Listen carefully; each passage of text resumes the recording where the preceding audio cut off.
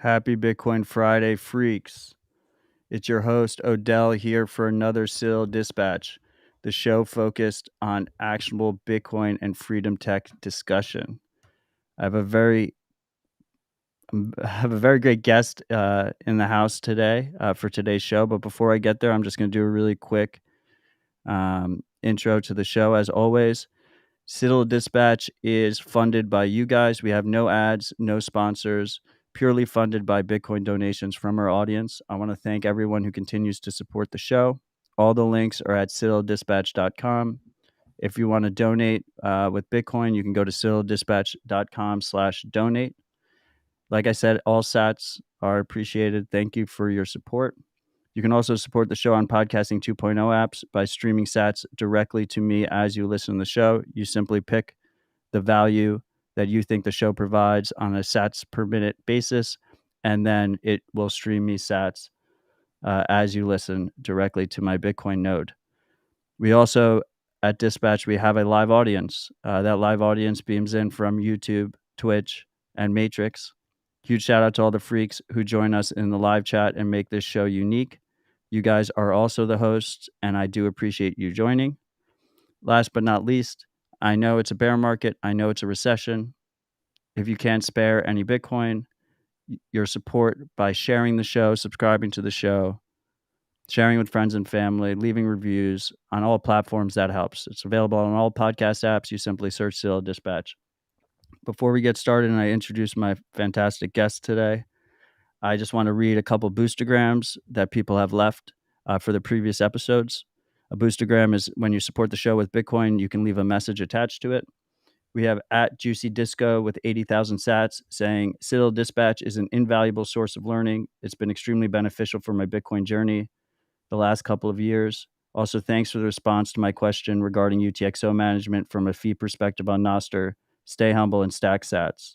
We have Eric99 with 50,000 sats saying 1 sat equals 1 sat. Makes sense to me. We have Oscar Merry of Fountain Podcasts with 100,000 sats saying, great content this week, Matt. Excited for all these new Lightning features. Bolt 12, async payments. Let's go. We have at SourceWire with 21,000 sats saying, absolute pleasure listening to the vast knowledge base Steve has. Love the show. Thanks to you both.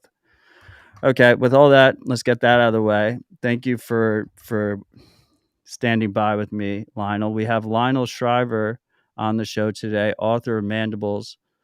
Lionel, welcome. Pleasure to talk to you. It's been a while since I talked about this book. This is all we talk about, Lionel. All we talk about is Mandibles, week in and week out.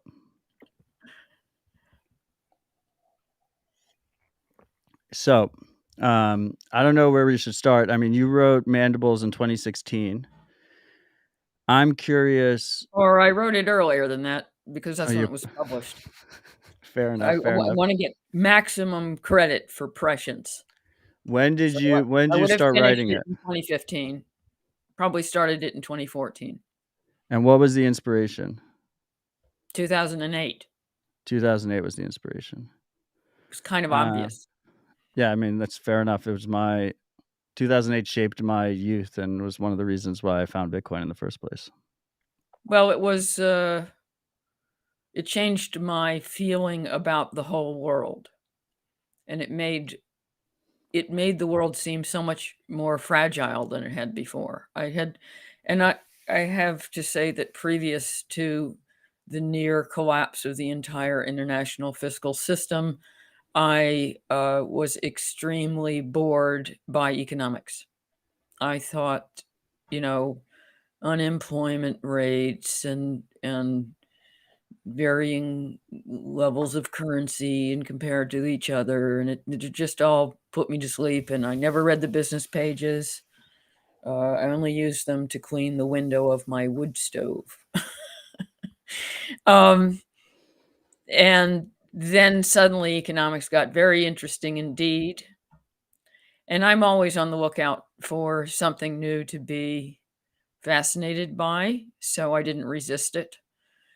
And during this post-near apocalypse period, I bought a house in London, and that was really interesting because, of course, it entailed a big whack of my assets.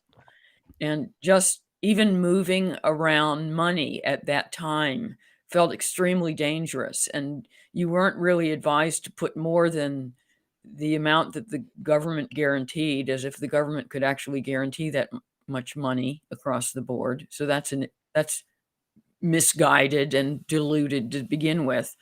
That the government will ever make you whole if this shit goes completely to hell. Right. But nevertheless, being careful, I only put like 50,000 pounds into each uh, account. And I had to establish all these different bank accounts with all these different banks because any of them could at any time simply collapse. So, I mean, I can't tell you how much bother it was. I don't have a lot of patience with paperwork, and and just shipping the money around was a huge project. And when I remember that period, that's what I remember is going from bank to bank along the high street of my then neighborhood and establishing a new account at each one of them, just in order to make one transaction. Um, and It it almost, it yeah, shook go me on. up. And so when I got the idea for this book, I started doing a lot of reading, or what for me is a lot of reading in nonfiction, because I have uh, little appetite for, or I used to have little appetite for nonfiction. I'm a spoiled fiction writer who likes to read made up fairy stories. Um, and uh, and I discovered that the new nonfiction in economics is anything but boring. It is apocalyptic. It is about the end of the world. And I haven't completely kept up with what's out there most recently because I don't have the same motivation. And, I naturally moved on to other books that had other topics. Um, but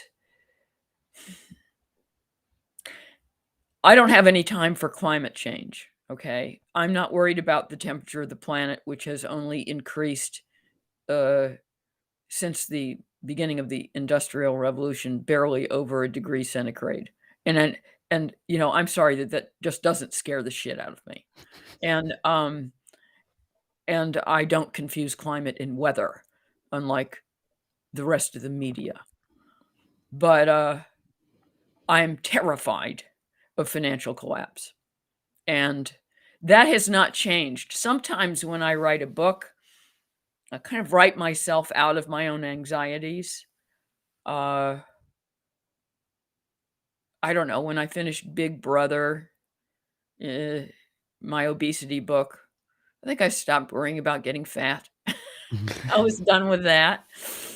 Um, but I'm afraid that the anxiety that motivated the Mandibles has done nothing but accelerate. Be because the big concern, of course, is burgeoning debt, and it just gets worse. Nothing nothing was learned from 2008 at all. The overall debt burden worldwide is way bigger than it ever was. And at a certain point, the Ponzi scheme, like all Ponzi schemes, falls apart. And what's horrifying about the death of this Ponzi scheme is that yes, it entails the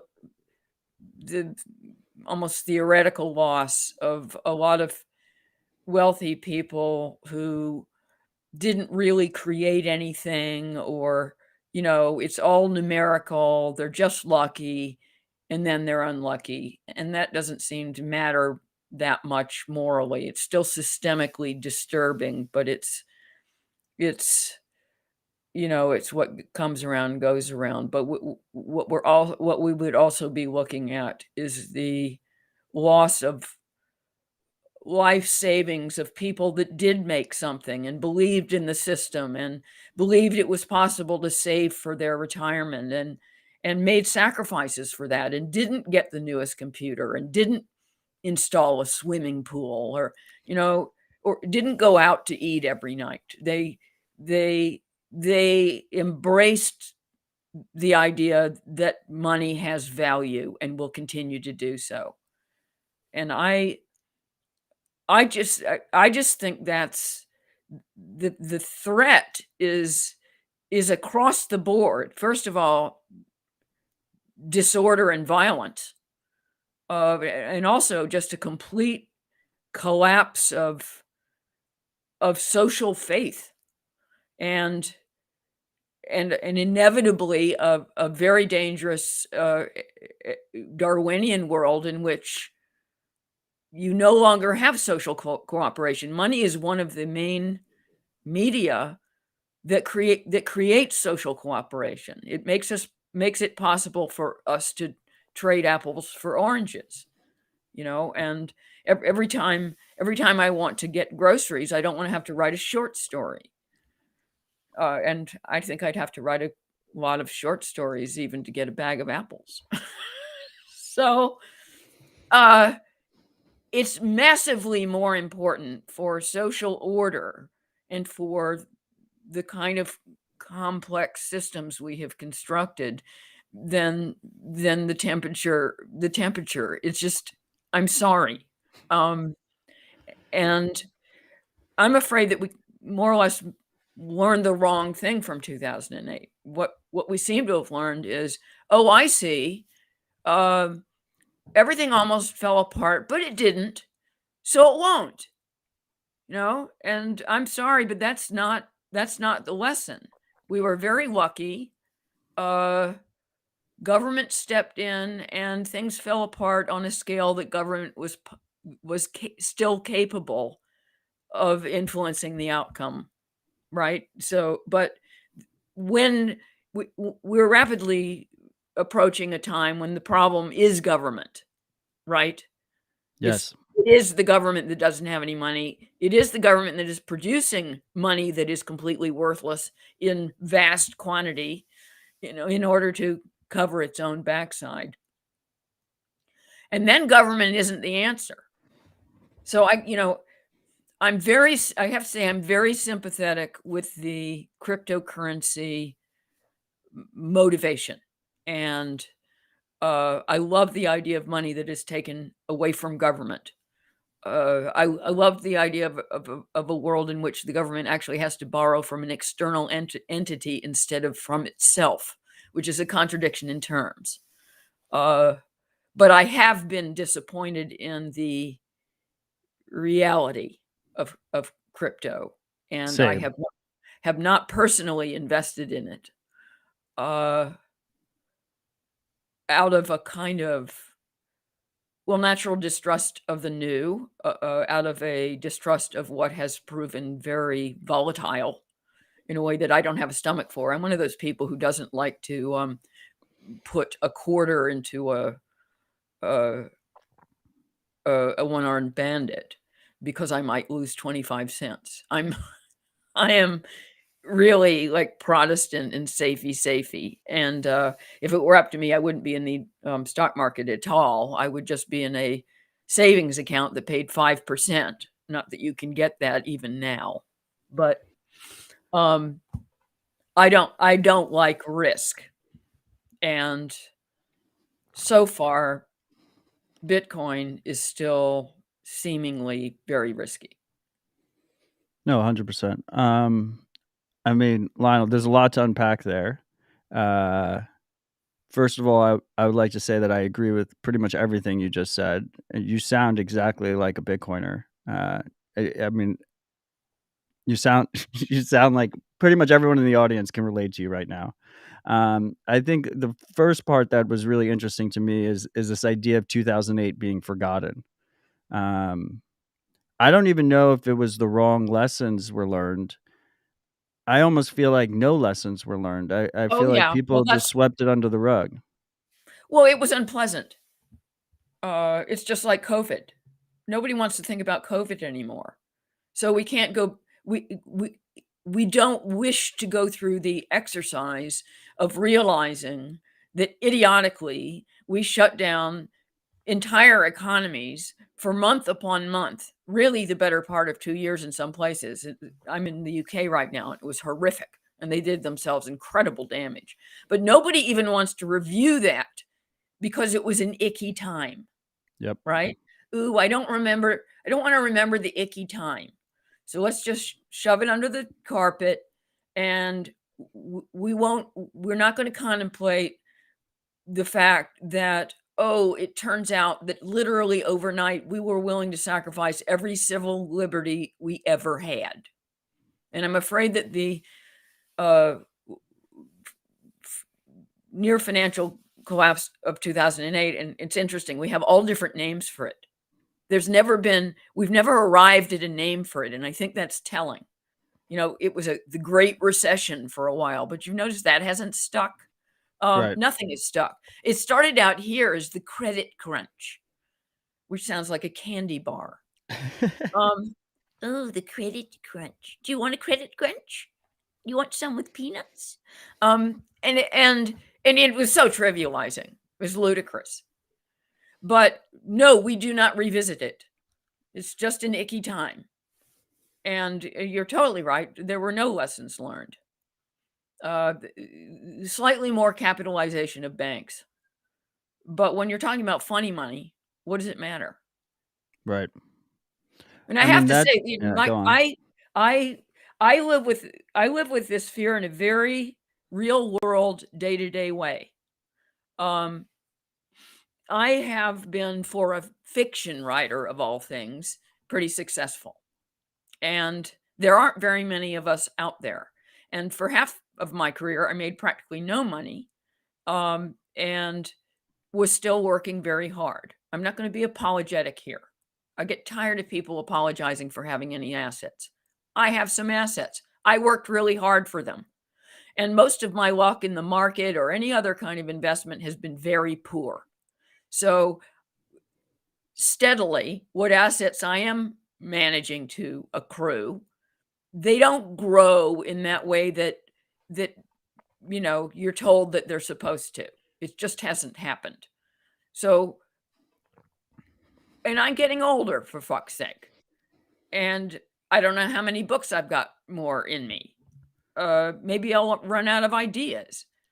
I want to be able to buy a chicken and a bottle of wine until I'm 89. I don't ask much more. But when money becomes worthless, you can't even buy a chicken and a bottle of wine. And so, I'm completely baffled by what to do with my investments. Right now, I've stuck some of it into, 3% CDs, which is better than nothing. But I know perfectly well that I'm kidding myself, because when you've got a 10% inflation rate, you're losing 7%. And then you have to pay taxes on the 3%. So basically, you get dick, right? Yep. And my feeling is, A, none of this is fair. And B, why do I have to live with this constant anxiety? I am constantly worried that the entire fiscal world on which my assets are built, most of them still in dollars, uh, that it's just going to collapse like a house of cards, and I will be left with nothing.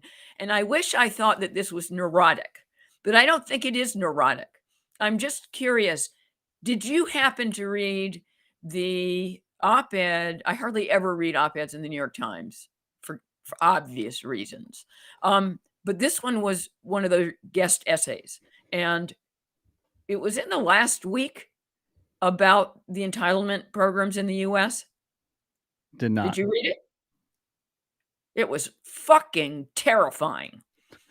And it's based on recent, what office of whatever figures. They're not, Right. not some fringe group concocting scare stories.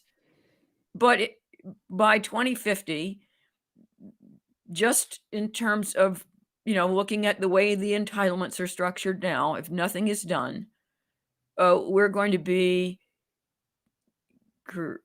I think the figure is $117 trillion in debt. sovereign debt. That Completely boggles fucked. the mind. And and and meanwhile, you've got Biden talking about how, both programs are safe and he's not gonna make any changes to them, and everyone's gonna get their Social Security, and everyone's gonna be able to live to 110 and be dependent on Medicare and get their knees replaced 3 times. And, uh, none of it adds up. Right. The age structure in the United States, it doesn't add up, and I'm sorry, I don't care how many illiterates cross the border, that's not gonna change the big economic picture that you're gonna have way too many old people like me, um, depending on practically nobody working. And, this is not a long-term future. It used to be that when you were talking about 2030 or 2050, it was just off in the distance.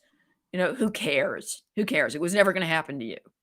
But, I'll tell you, one of the things that motivated me to write The Mandibles, because 'cause I've been reading many, many figures, environmental and economic figures that often, stop at 2050. That's just because we're a society obsessed with base 10.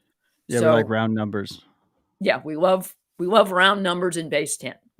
And I sat down one day and I calculated if I lived, for example, as long as my paternal grandfather did, who's 2 generations behind me, so should really have a smaller life expectancy than my own generation. But if I lived to 96 as he did, uh, I'd live to 2052. Fuck me. And I'll tell you what, I was terrified and disappointed. I didn't think, "Oh, goody.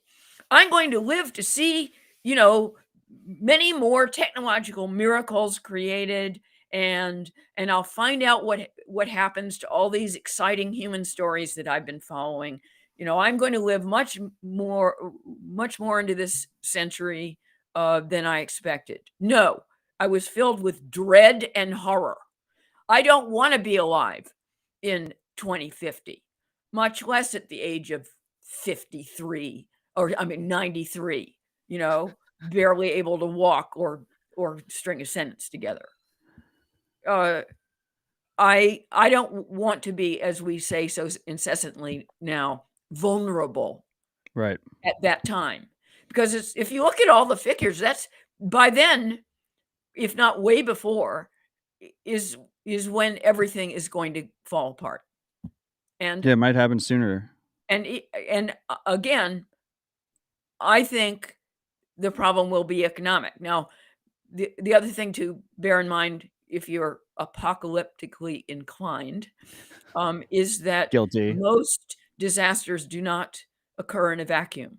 They interact with other disasters, so that any economic collapse is inevitably going to entail huge political conflict and possibly military conflict. Always has. I mean, I tried to cover the bases in the Mandibles, but the truth is that the Mandibles is much more modest in scale than I think the real threat is. Uh, for one thing, I just wasn't really up for writing a novel that was based on the experience of a single family, Right. that also uh, entailed the collapse of the entire world, right? So I kept the fiscal collapse to the United States. And Now, specifically almost to New York, right? yes, of course, and then we experienced that locally, Yeah. as one would. Uh, but I would say that that's the one unrealistic thing about the plot, and I knew it at the time. I did this on purpose. It was to do myself a favor. I just didn't wanna get into India and Africa and Europe and all that shit. Russia. It was too much to take on. I'm not that ambitious a novelist. So, artificially, I kind of drew a circle around the United States, and I allowed the US to operate in isolation, and the rest of the world sealed itself off from the US with this new currency. Um and The nobody's Bancor. dealing with dollars anymore. I mean, I tried to put it together in a credible way, but I actually believe it to be completely incredible. I do not believe that the way things are put together right now, the U.S. can collapse economically and not bring everyone else with it. Yeah, we're the reserve currency of the world.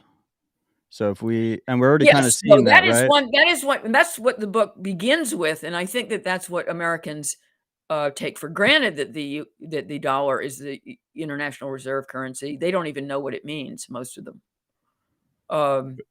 But in not knowing what it means, they also don't know how dependent they are on being the reserve currency, and how much the U.S. gets away with murder economically, and generates vastly more dollars than it should possibly be able to without creating hyperinflation.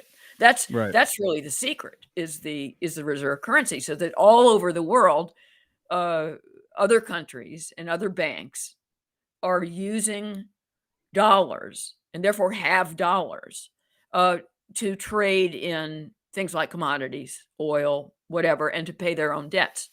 Uh, all countries are not allowed to borrow in their own currency. A lot of them have to borrow in Right. dollars. It makes it possible for us to have generated vast numbers of dollars that we are not using in the United States. If the US dollar ever lost that position, then all of those dollars would flood our country, because it's like, I'm sorry, we don't use these anymore. We don't need them. Take them back. Guess what that would do to the value of the dollar?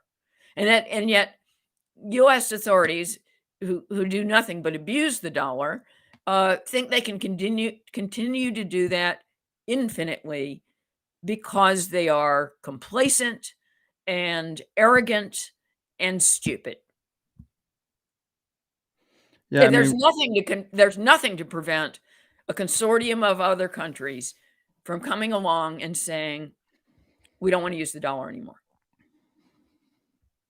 well, so the way I kind of look at it, currently, how I'm looking at everything unfolding, um, is what we're kind of witnessing right now is the U.S. is exporting our inflation around the world to all these lesser economies, and so those economies, we're starting to see them falter first. And then after they falter, then it kind of comes home to roost here in America, and then you see like a whole global crisis kind of happen at the same time. And so then the question is, when trust breaks down in that situation, where do financial markets move from that point forward? How do people do any kind of financial transaction, whether that's nation states doing, billions of dollars in trade, or if that's a person going to buy chicken and wine? Well, the whole system is actually based on trust. I'm sure I'm not telling you anything you don't know. It's a kind of religious faith. Right. The value of money is created by everyone believing in the value of money. I think that's in the Mandibles, that it's I read that. like belief in Tinkerbell, right? And that's what keeps Tinkerbell on the air, is that everyone believes it. And the other great binder is self-interest. So it's not in our interest for money to be worthless. So we're going to continue to behave as if it has value. And that has worked after a fashion, and in fact, better than you would have ever expected. Most of these currencies should have gone to shit a long time ago, including the dollar. But that prospect is so horrifying. Hold on You're good. just a second. I'm sorry, it's probably my husband. You're good. He didn't get my email. Family's important. Hey, listen, you didn't get my email. No, I told you not to FaceTime me right now. of course. I'm on a podcast. You're on TV. When? Okay, I'm gonna give me 45 minutes. 45 minutes. Okay. I can do that. My co-host on my other show, his dad always calls while we're recording, and he gives weather updates. Well, Jeff says hey. Thanks, Jeff. Sorry about that. You're good. Where were we? Yeah, I mean, trust. Our whole lives rely on different trust relationships, but Mhm. especially money. Yeah, I mean, that's what really hit me hard writing the book, is how dependent we are on money, and everyone thinks in terms of, "Oh, we're dependent on having enough of it so that we can buy what we need." But that's not what I mean, obviously. We're Right, dependent on the functionality of money, however much we have of it, that it still buys things. It is still accepted in trade for real things. And it's actually a kind of miracle that money works at all, and that I can give you a piece of paper, much less a purely disembodied theoretical set of digits with a little piece of plastic or by punching keys. Uh, and you'll give me a car. I mean, fucking hell, you'll give me a car. Um, and that's a miracle. And right, that's a great creation, but it's like any kind of creation. It's hard to create, it's easy to destroy. And ever since the advent of fiat currencies, governments in particular have been out to destroy it, to abuse it. right. And yeah, and people don't realize it's a relatively new phenomenon, this idea of just government issued fiat. It's in the Absolutely. 70s. Yeah, Based on nothing. And the threat initially was, of course, well, if it's based on nothing and governments are unconstrained from making up as much of it as they want, then what's to stop them from infinitely creating more until it's completely worthless? And it hasn't taken as long as you might expect, i.e., 5 minutes, but it's still happening. right, And this debt thing, it's still, I mean, who thinks that the US government is ever going to pay back the, what is it, $31.5 trillion that, strictly speaking, we owe? Is it it's ever going, insane. does that number ever come down? No, not with the entitlement situation we've got now. It's not ever going to come down. If it's never going to come down, it's never being repaid. So, yeah, I mean, that's never gonna happen, and the only safe assumption is that, of course, governments are gonna abuse their power, and, of course, corrupt individuals in those governments will abuse their power, and that's the only way you can operate is under that assumption, and that's what we're seeing play out in real time. Um, so, I mean, in the Mandibles, gold plays a major p I mean, you gave us one line on Bitcoin, you said Bitcoin and remember what happened to Bitcoin, I but don't. gold I haven't read the book in years. you have a single line, it's like page 42 or something like that, it's just like, just rem it's just remember what happened to Bitcoin, you just kinda left us on that, but I Well, like to think that was if I a may expand, yeah, if go I were for it. writing it today, I'd probably give it a little more time, a little more space. Um, but the danger that Bitcoin and any other rival currency has is that government does not want to give up Right, money, and agreed. it won't. They won't. And they can take you over, and they can make trading in Bitcoin illegal and arrest you. They can do whatever they want. I mean, that's the other thing in my horrifying political maturity, I have had to realize, and we tend to be complacent about these things, but government can do anything. That's what we learned during the pandemic. Government can do anything. It seems constrained by all these little constitutional things, but that's just so much paper. In fact, they've got the military and they can do anything. And therefore, if you're doing something they don't like, they can make you stop. So if the only thing that Bitcoin's got going for it right now is failure, as long as it doesn't work, like it's too volatile or it's too much trouble for vendors to accept, or it has failed to build the kind of trust we're talking about, then they'll leave you alone. but success would be deadly. The US government will not allow a rival currency outside of government to thrive. It will not. It will stop. That's what all this digital currency nonsense from the Fed is all about. It's like, no, we're going to do it. They're definitely going to try. Yep.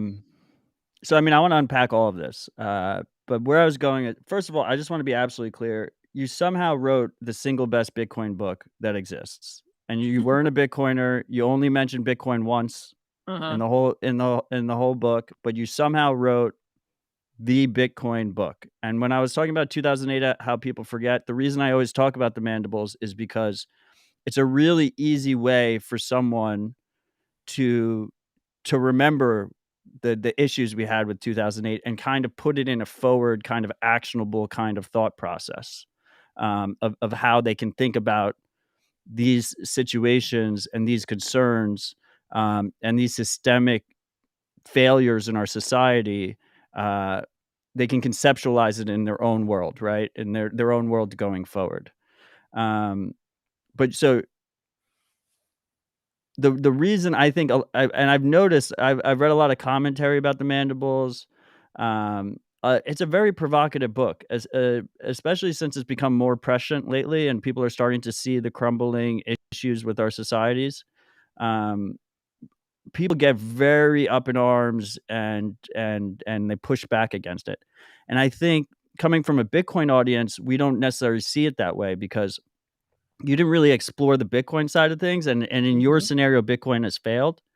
But in our scenario, in our life today, Bitcoin is hope to us, right? Like, I was a young kid getting shaped by 2008, getting shaped by the Snowden disclosures, where I found out all the tech companies were also spying on us, and they were complicit in all this government surveillance. And I was very disenfranchised. Like, I did not see a situation where I could have children, that I could have a family, and that things would be all right, right? But then I discovered the open source movement. I discovered Bitcoin, and to me, that gives me hope.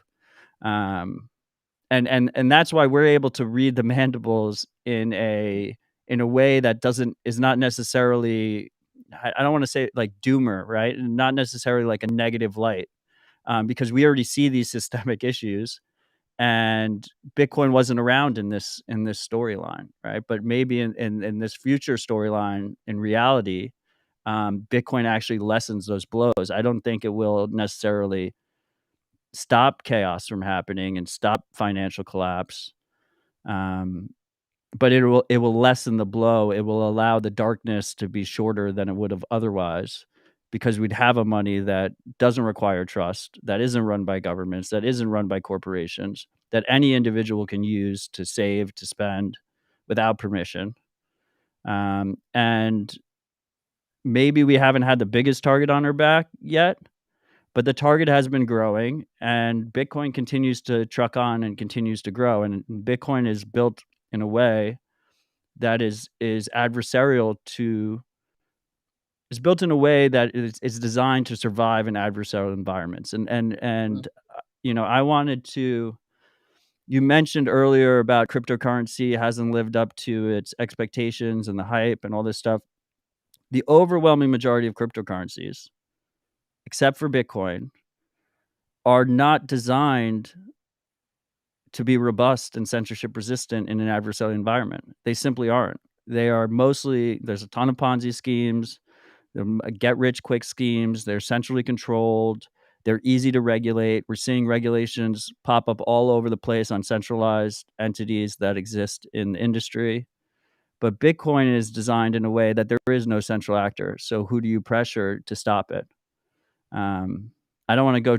I kind of want you. There's so much to unpack here, and not that much time.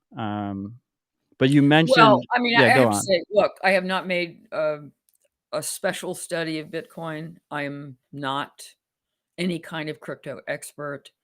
Uh, You kind of all I are. all I can do is wish you well, with a certain skepticism, and to warn you about what could happen if Oh, it we agree. finally really starts to work.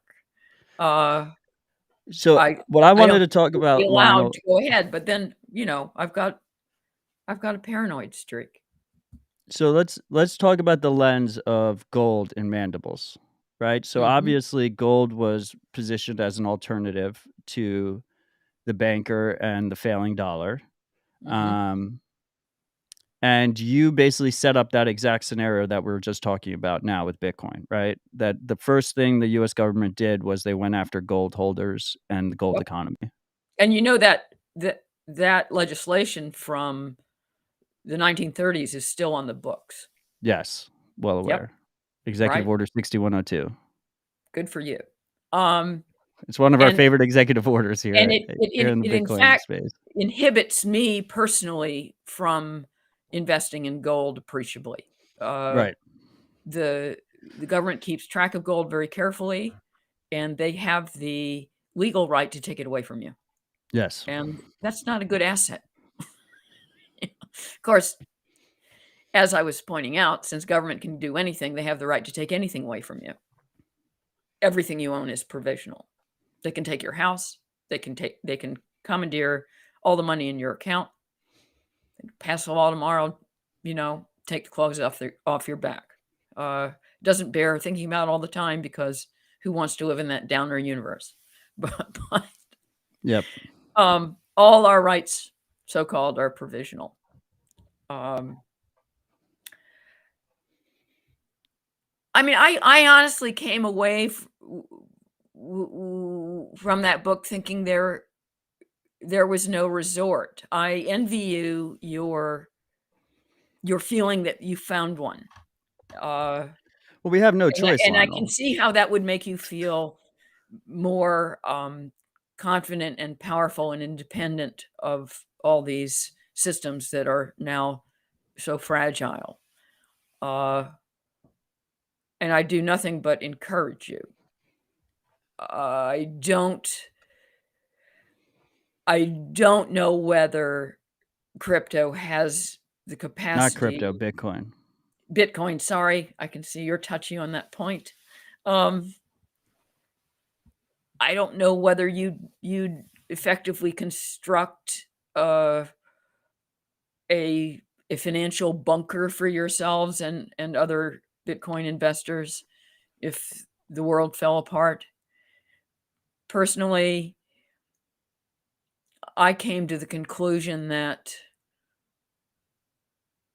what I'm afraid of is on such a scale that there is no safe harbor. And the only thing that I would have to comfort myself is that I have already lived a really good life. And so if it goes to shit, I still it it went better than most people's historically. And that's about all I would cling to because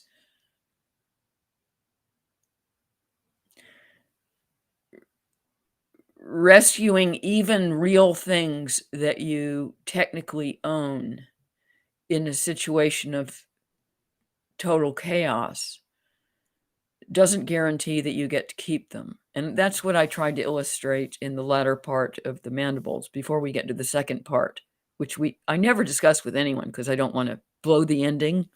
So maybe we can get to that. But uh, technically the family still owns a house, right? But it Right. doesn't matter because they don't have a gun. And someone with a gun can kick them out of their house. So much for owning a house, so much, "Oh, I've got this asset worth so much, and if I'm really desperate, I can always downsize or something." Not Right. necessarily. I mean, that's just one more system that can break down. So anything that you own, even a pound of hamburger you're bringing home from the supermarket can be taken away from you by somebody who has a sock full of loose change with which he can wallop you over the head. In fact, that's an interesting scene. It's so small, but it's the first time that our hero, our stealth hero, as I like to think of him, does something bad. Willing. Yeah. And, you know, he mugs a little kid who's only about 10 years old for his groceries. And it's unpleasant. But it's an illustration of, no matter how virtuous your character, you're going to cross these lines if it's a matter of survival. And that's where Welling crosses the line. And it's a touching and depressing tiny scene, but I think it's morally and symbolically very important to the book. No, I mean, I felt that as well while I was reading it. I mean, ultimately at the end of the day, Bitcoin is a tool, right? It is one tool in a toolbox. There's a lot of corollaries in the Bitcoin community on just sustainability, localism, self-defense, right? The right to bear arms in America, at least among the American Bitcoiners. And that's why I say, like, you kind of hit all the you hit all the pieces.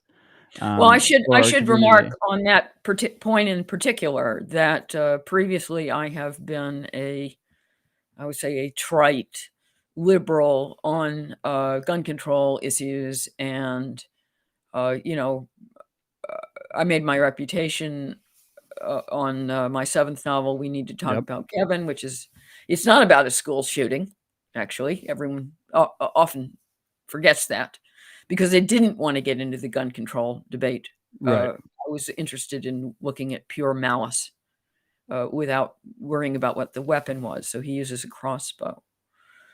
Nevertheless, I've inevitably got dragged into all kinds of gun control debates and generally fall on the control side, partly out of sheer self-interest because I don't want to be shot Right. by some lunatic. And my main concern with the whole Second Amendment thing is that the proportion of insane people in the human race is simply too high. And in the United States, it's clearly about twice the percentage of any other country. So What if when I crazy was people writing or the gun owners? Mandibles, I rather surprised myself because I didn't see how my family was going to survive without a gun. And Willing, being the savviest of the lot, is the one who goes and gets one. And this is actually contrary to my standard politics because I don't like the idea of necessarily encouraging people to arm themselves. But I thought that the scenario that I had constructed, that's what you would do. That was what you would have to do unless you were a fucking idiot. Yep. So that's where they end up. And that gun ends up being rather important. Well, I don't know if it was intentional or not, but I mean, it takes place in New York, which has, very, very strict gun control laws. Mm-hmm. And to me, I mean, maybe it was my own bias reading into it, right? But it's a clear perspective where, like, gun control laws, and you hear it all the time. It's like the most common narrative, right? It's the most common messaging point on people like myself that are pro freedom in that regard, is that gun control laws do not stop bad people from getting guns, right? And the only real protection you have is to learn how to use them yourself, get comfortable using them yourself, and use them in a safe way, of course. But ultimately, it's just another tool to empower individuals. And ultimately, I think as a society, the more tools we have that empower individuals reduces power of these small centralized entities that exert tons of power around the world and are very often corrupt. So maybe I kind of tend to view that we have a lot of, insane people in general. Maybe I shouldn't use the word insane, but just a lot of There's crazy nothing wrong people. with the word insane. Yeah, but it's like, isn't it like a clinical whatever, but that's not my point. My point is, yeah, that is true, but the alternative is a small group of people that are corrupt that are running things, right? So my focus for the last 10 years or so has been tools that empower individuals, because I think that brings the power back. And just to talk about how, like, crazy the corollaries are with your book and our thinking. Like, this show is called Citadel Dispatch. I Huh. called it Citadel Dispatch because we have this idea of Bitcoin citadels, which is like Mhm. extreme localism, self-sustainability, small trade, right? Trade between different localities, distributed power, right? And of course, as I'm reading your book, there was a farm that everyone thought he was crazy, and he named it Citadel, right? Mhm. Um, so you're 95% there on everything, um, Well, except Bitcoin. one thing that this book rarely gets credit for is having a happy ending. And Yes. it was positively unlike me, but we can't forget that I fundamentally created a utopia in, Nevada. Yeah. And, Nevada of all places. and well, perfect place, culturally, perfect place. And of course, my utopia doesn't have to do with everyone is in a community with everyone else, and everyone contributes everything that they can, and then there are all these people who can't contribute anything and are totally dependent. It's not a liberal utopia, it's a libertarian utopia. And people take care of themselves, and if they want to, they can take care of other people on an individual level. But basically, there's no welfare state. You're on your own. And it's much more functional than a society that Yep. says, "Well, you know what? You don't really have to work. And if you don't work, we're going to support you, and you can have a house, and we'll give you a salary." And then expects everybody to work. It's just hilarious. Yep. So I had fun putting that together, and then of course in my Nevada, which has seceded from the rest of the country, it has a 10% flat tax, and I'm big on flat taxes. But I then um, yeah, I think same.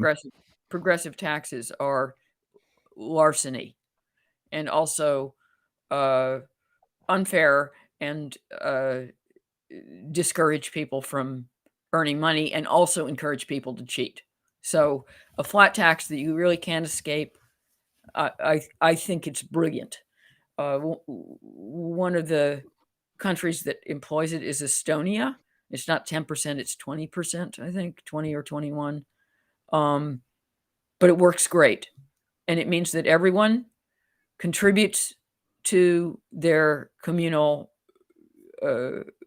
requirements, and that's quite different from having half the country mooching off the other half. Right. And it's a better social relationship. And it also means that if everyone is contributing something, then they care about how the money is spent. It's what government was supposed to be, and hardly ever is. So that's that's my little utopia. And of course, the very last line of the book gives you the idea, when the flat tax goes up to 11%, that this isn't going to last, There's a since crack in the utopia. the utopias never last. But it was fun after all the aggro, all the loss, all the people dying, to have more of almost a fairy tale ending. Yeah, a little bit. I mean, so what do we unpack there? The idea of people think I'm like anti-government, right? I'm anti-large corrupt governments, right? When you have smaller local governance, there's more accountability, right? And that's kind of what you captured at the end there, is as they got larger, as a result, the cycle starts to repeat itself again. And it's in Bitcoin is this idea that I constantly hone in on, is this idea of broken incentives, that if you look throughout society, the majority of the issues we have are based somewhere along the line on some broken incentive. And how can we make those incentives stronger? How can we make them more aligned? How can we make them more robust so that society actually can function properly and function fairly? Um, and so when you have smaller governance in general, when the governance is more local, those incentives are much stronger. Those are stronger, cleaner incentives. And as a result, you have less corruption and you have more efficient governance. Do you agree on that? Up to a point, though. I see this in the UK a lot. There's another side to be argued in that there's nothing. You never get worse petty tyranny than local government. UK local government is dictatorial and irrational and run by people who are poorly qualified for making the kind of decisions they're making. So Yeah, you see that in like HOAs in America a lot, where they like tell what's you an you can't HOA? have homeowners association, where they like tell you you can't have a bird feeder out front, and it's Exactly, like 7 exactly. strangers No, you tell you if you cannot can or not. paint your post Yeah, box pink. This doesn't fit with our right. scheme. And you get a lot of that. And, I mean, I don't know a lot about local government in the US right now, so I will just vouch for the British ones, and they're tyrannical. They're always out to make money. Like they'll give you a 100 quid ticket for littering if you drop the wrapper around your chewing gum.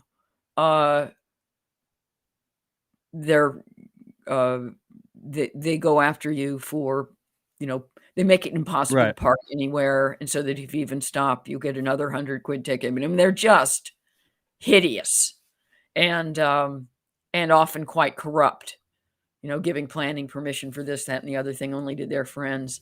So that's the other side of the whole localism thing. I'm of two minds about it. Theoretically, I like the idea of local government. In practice, I see it as petty tyranny all the time.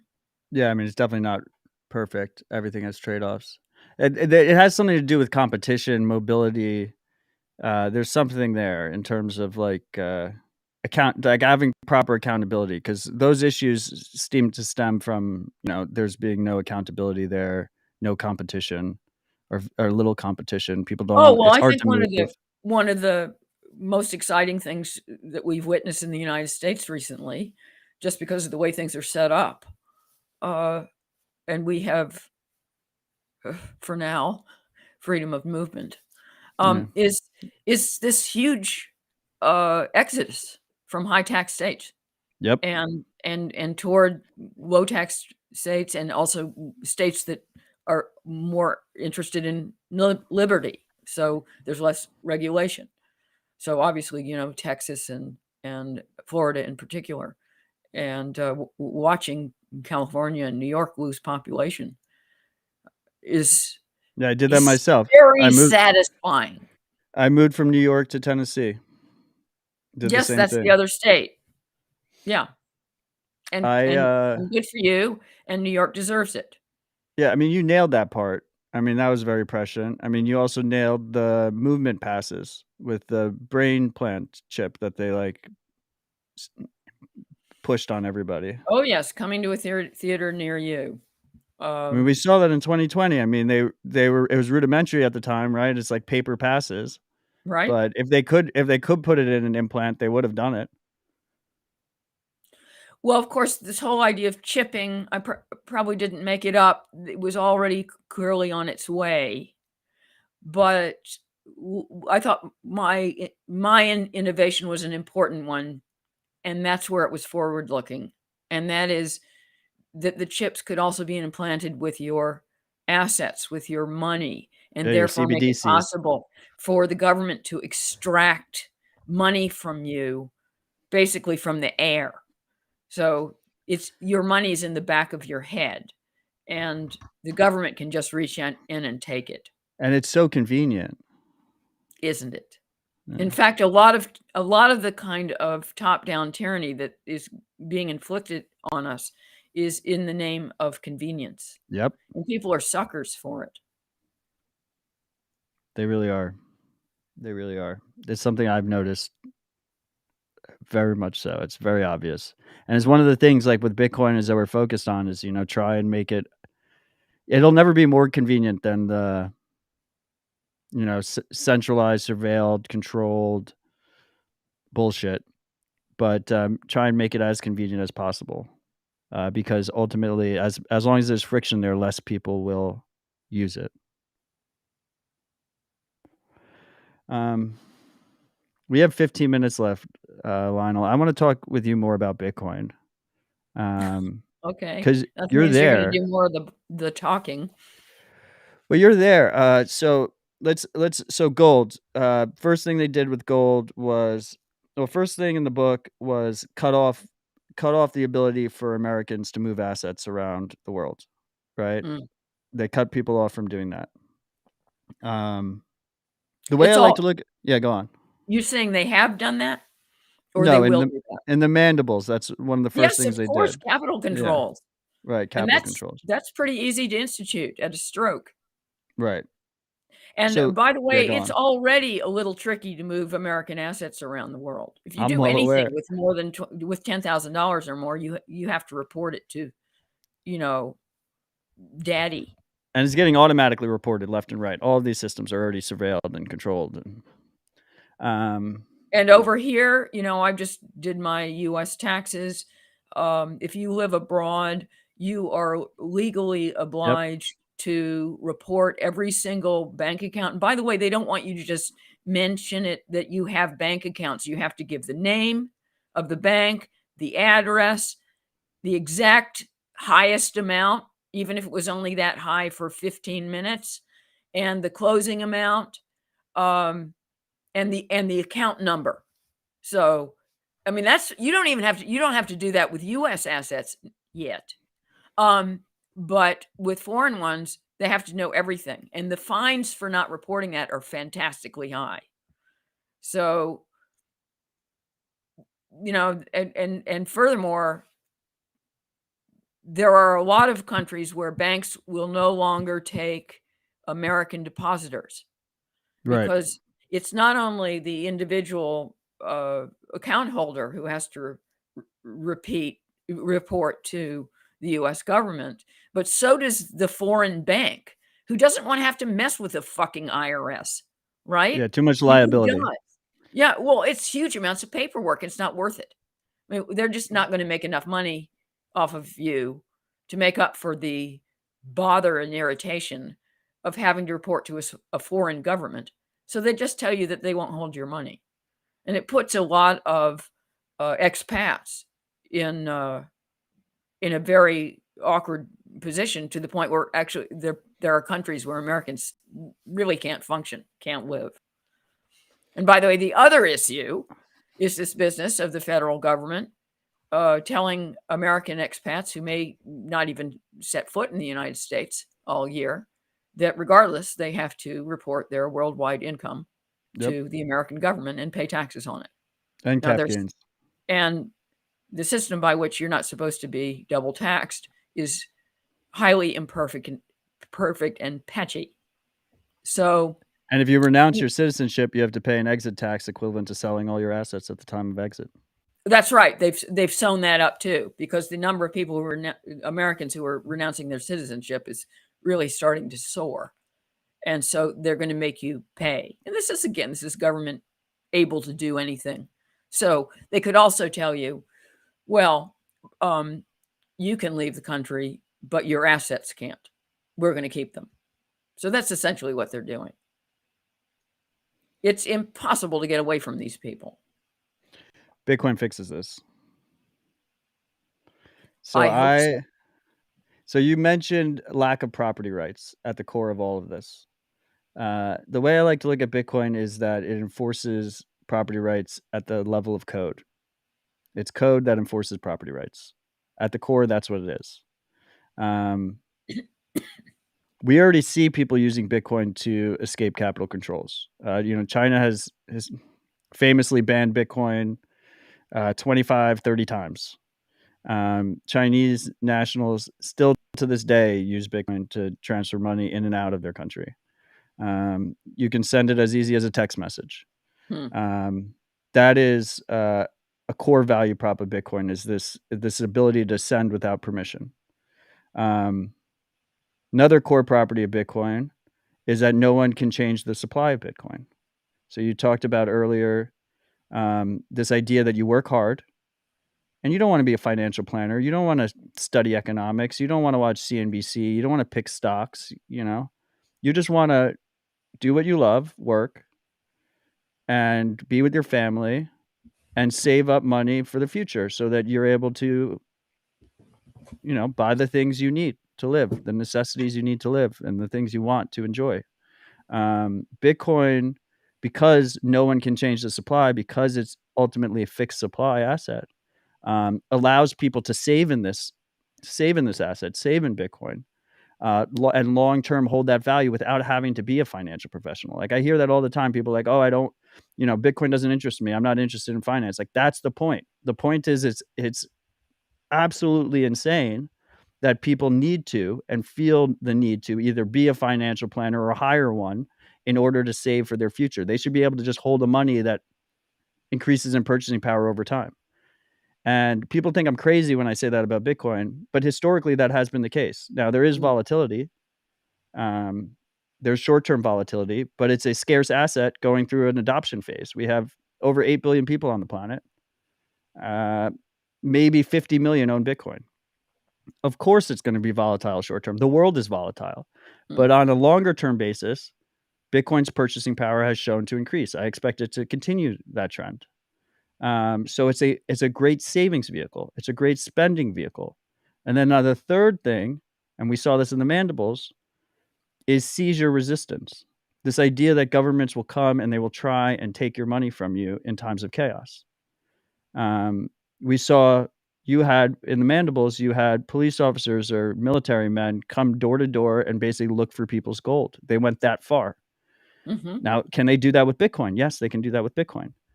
But you can use Bitcoin in a private way so that they, first of all, don't know you own Bitcoin. And second of all, do know you own Bitcoin. Because Bitcoin is code, we have this ability to essentially split up the keys that require that give you control of the Bitcoin, right? So Bitcoin is crazy rabbit hole, Lionel, and I look forward to you going down, and I'm happy to answer any of your questions after the show. But Bitcoin at the core is public key, private key cryptography. So we have this ledger, the blockchain, that is keeping track of people's Bitcoin ownership around the world. It's not attached to a name specifically. It's attached to this public key. And the private key is what's required to spend it. Now, without that private key, no one can take your money. So how do you protect that private key? Well, we have many different ways. A lot of people like putting it on steel. Then it's water and fireproof. But of course, you can have a military guy come in and take that steel from you. We have this concept called multisig, where instead of one private key, you have multiple private keys. You could have 5 private keys. It might require 3 of those private keys to spend. Those 3 could be located in different states. They could be located in different nations. One could be in a cloud drive. One could be on a piece of steel somewhere else. One could be buried in the backyard. So all of a sudden, the seizure capability of these governments or other malicious individuals gets significantly reduced.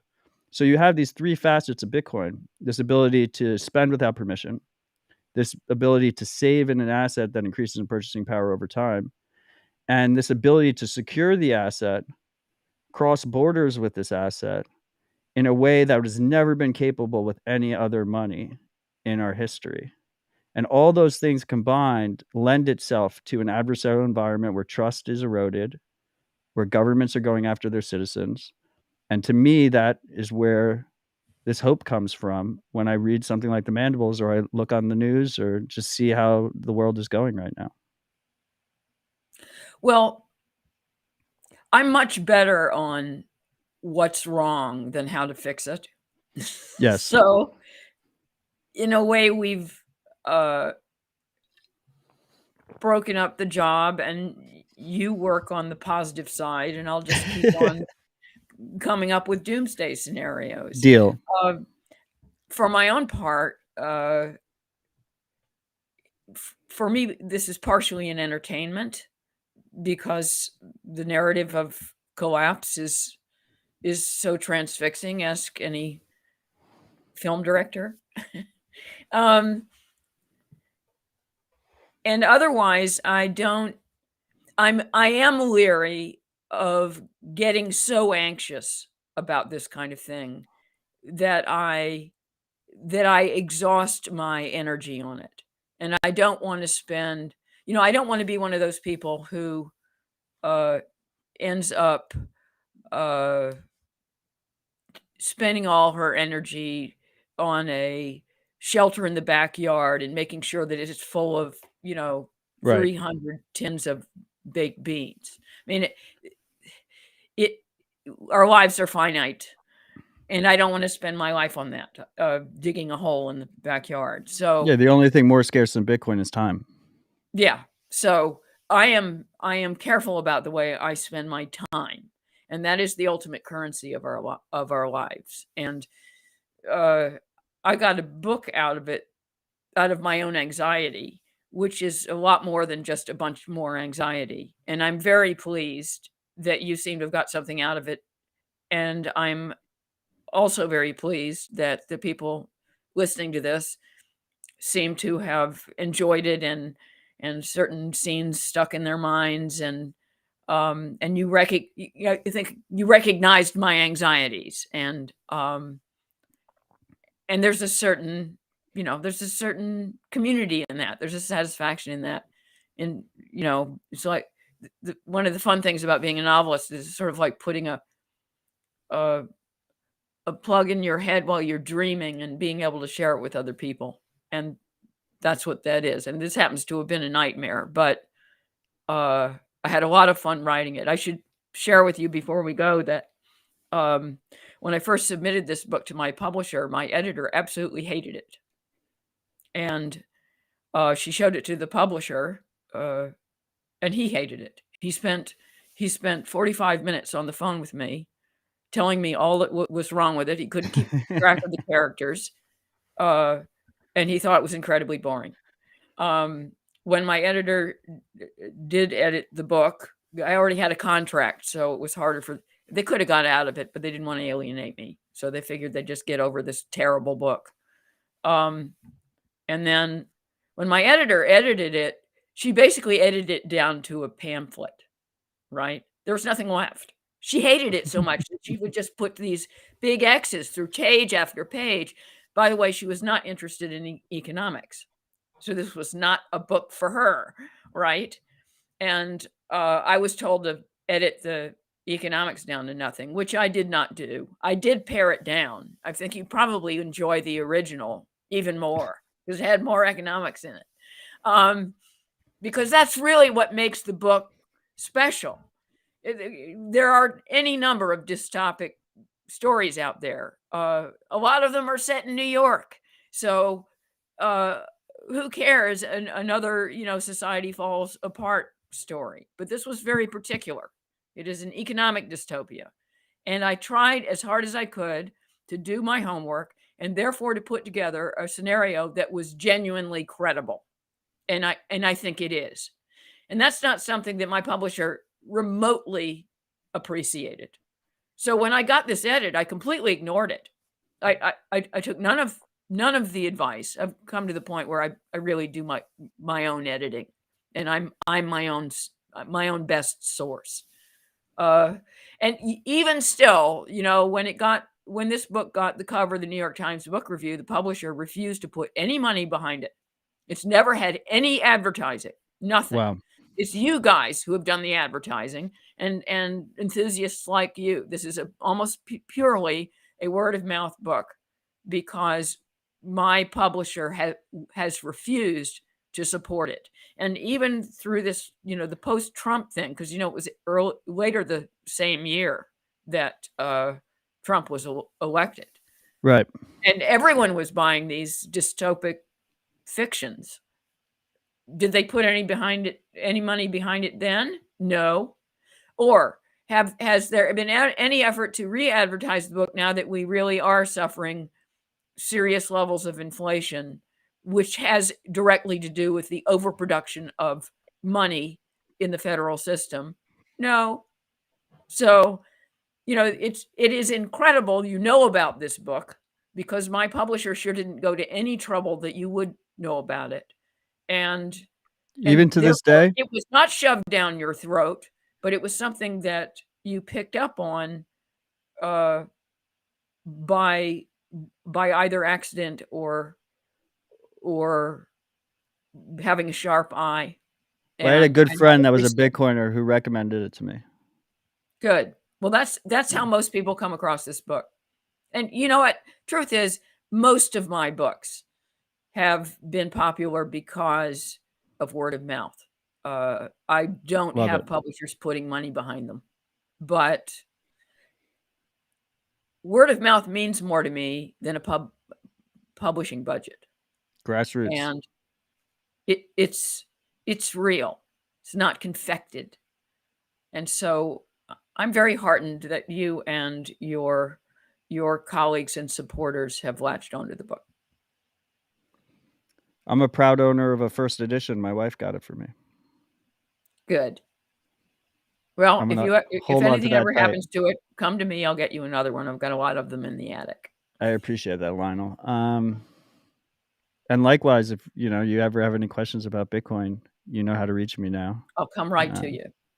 I would love to, at least get you set up with a Bitcoin wallet, maybe send you a little Bitcoin so you can play around with it.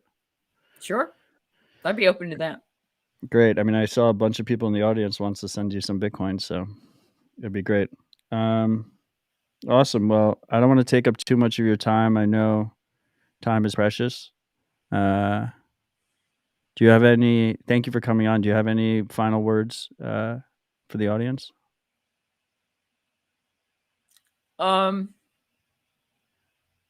I'd make one tiny plot apology Hit us. that in truth, the amount of gold that Nolly puts on the back of Willing's bicycle would be so physically heavy that the bike would fall over. It's okay though, because Bitcoin would fix that. Right. So, yeah, that's the one plot thing that I think I was guilty of using poetic license. I mean, I failed to mention this earlier, but in strictly adversarial scenarios when you're crossing borders or whatnot, you can store Bitcoin in a way where you just think it in your head. As long as you remember the words in your head, when you get across the border, you can then access your Bitcoin. So it's as light as that. You could do a full strip search.